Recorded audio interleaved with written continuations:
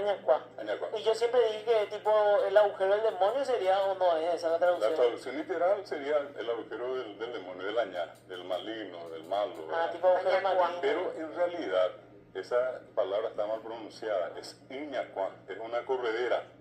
Y por degradación, por degeneración, entonces pasó a llamarse ya hoy popularmente Añacuá, es Iñacuá. Iñacuá, Agua que banco. corre rápidamente, velozmente. Y ahí dice Iñacuá, dice la gente Sí, se va al que es rápido, veloz, sí. ¿verdad?